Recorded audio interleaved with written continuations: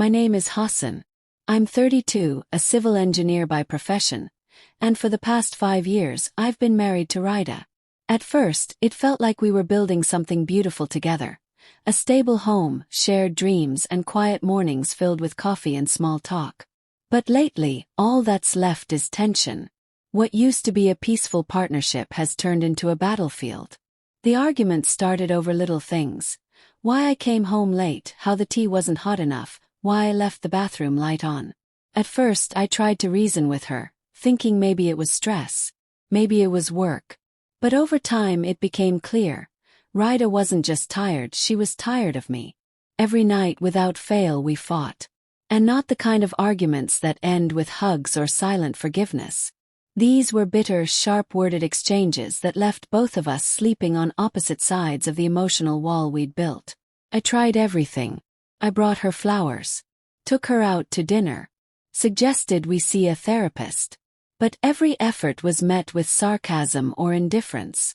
She'd mock my kindness, calling me weak or saying I was pretending to be the victim. I started sleeping on the couch more often. First, it was to give her space. Eventually, it became a routine. My bedroom turned into a place I avoided, like a room full of ghosts I didn't want to see. The house felt colder every day. Even the walls seemed to echo with resentment. I dreaded coming home, yet had nowhere else to go. In the middle of all this, there was one person who moved silently through the mess, our maid, Pari. Pari had been working in our home for over a year. She was quiet, efficient, never intrusive. She came in the mornings, did the chores, and left without ever asking questions. But over the last few weeks, I noticed how she started glancing at me during those loud nighttime arguments. Her eyes didn't show judgment, just concern. I never spoke much to her beyond the basics. She was an employee, and I believed in keeping boundaries. But lately, I found myself noticing her quietness. Her ability to remain composed even when the house trembled with anger. In a place filled with noise, she was the only silence left. One night, after yet another fight where Rida slammed the bedroom door in my face, I stood in the hallway unsure of where to go. My own home felt foreign. I looked toward the small room near the kitchen, Pari's quarters. The light was still on. And in that moment, something shifted in me. Not desire, not escape. Just a longing to feel human again. A few nights after that last brutal argument, Rida locked the bedroom door. I stood there with my hand on the knob, staring at the closed entrance like it was a gate to a life that had already ended. Her voice came from behind it, sharp, cold, final. Sleep wherever you want. Just don't come back in here. I didn't say anything. I didn't knock again. Instead, I walked down the dim hallway, past the quiet kitchen, toward the maid's quarters at the back of the house. The bulb outside her room flickered weakly. I hesitated, unsure of what I was even doing. I knocked twice gently. The door opened a few seconds later, and Pari stood there, confused but calm, in a simple scarf and cotton kurta. Her eyes searched my face, trying to make sense of why I was there at that hour. I didn't know where else to go, I said, my voice low. I'm not here to make you uncomfortable. I just need a place to lie down. Just for tonight. She didn't respond immediately. But she stepped aside and gestured to the spare mat she usually kept rolled in the corner. You can rest here, she said quietly. But please, sir, I hope you understand. I do, I replied quickly. Thank you. That night we didn't speak. She returned to her corner, pulled a blanket over herself, and turned her back to me. I lay down on the mat, staring at the ceiling, the silence between us strangely comforting. No tension, no raised voices, just stillness. For the first time in months, I fell asleep without anger ringing in my ears. The next morning, she woke up before me, quietly left the room, and went about her duties like nothing had happened. There was no awkwardness in her eyes, just the same calm, composed demeanor she always carried. But something inside me had shifted. I started noticing her more, not in the way men notice women, but in the way someone drowning notices the person holding the lifeboat. Her kindness was never loud, never forced. She never overstepped. And yet, in her presence, I felt more seen than I had in years. Over the following days, when the nights grew unbearable, I found myself gently knocking on that same door again. Each time she would let me in. We never touched. We never crossed any lines. But our silence began to hold a weight that words couldn't explain. I knew what I was doing wasn't right. And I knew if Rida ever found out, there would be no forgiveness. But the truth was simple. I didn't feel like a husband anymore. I felt like a stranger in my own home, and Pari, in her quiet way, reminded me that I was still human. The routine continued, unspoken, delicate, and dangerously comforting. I would knock softly. Pari would quietly let me in. We never shared a bed. We didn't speak much. But every night I spent in her small, dimly lit room felt like a quiet rebellion against the chaos upstairs. With Rida, every interaction was a war. Her accusations grew sharper, more personal. One morning, she stood in the living room with her arms folded and a cold smirk on her face. "You think I don't notice you sneaking around at night," she spat. "Even the maid has your pity now." I said nothing. I was tired of fighting battles where no one wanted peace. Rida had stopped being a partner long ago.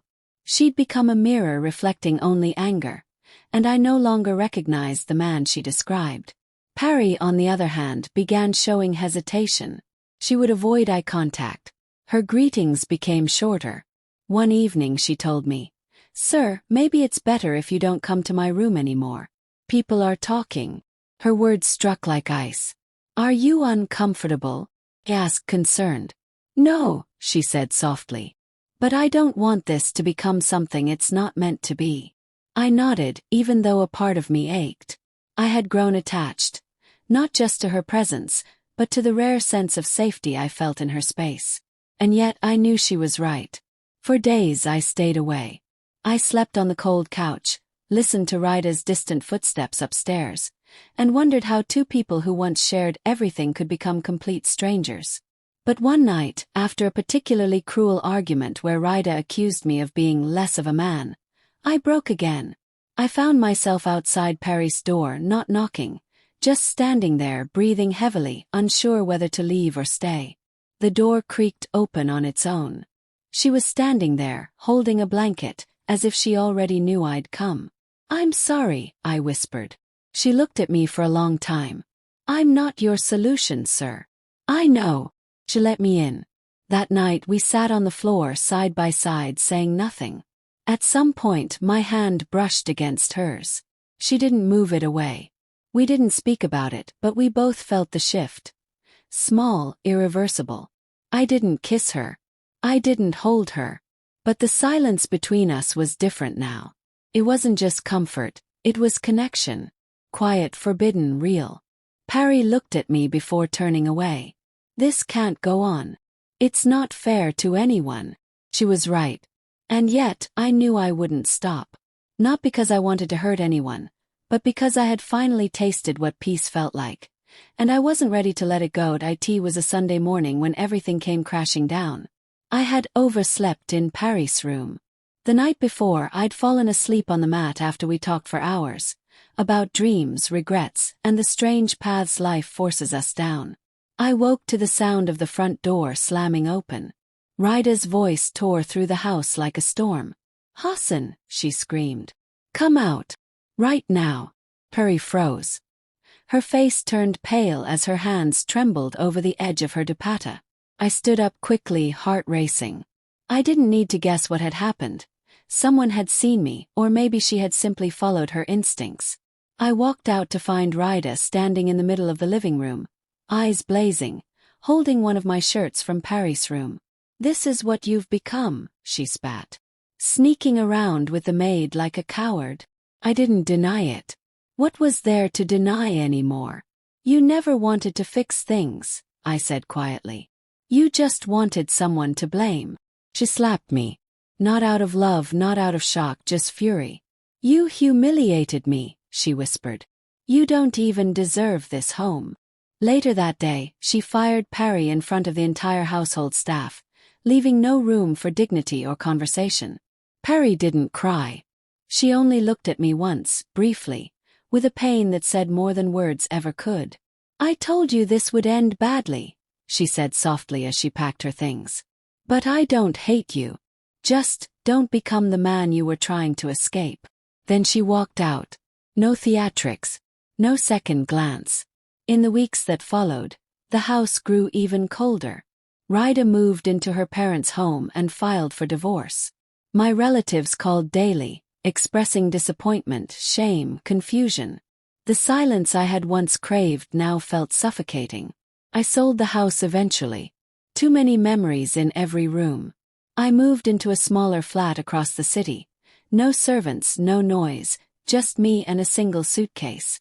At night, I would sometimes stare at the ceiling and think of Pari's quiet kindness, her calm eyes, her final words. Months later, I saw her at a crowded bus stop. She looked different. Calmer, more distant. Eyes met. She offered a polite smile, then turned away, disappearing into the crowd. That smile stayed with me. Looking back, I don't know if what I did was love or escape. Maybe it was both. All I know is that peace came at a price, and sometimes you don't know its value until it's lost. Not all betrayals happen in one moment. Some begin with silence and end in goodbye.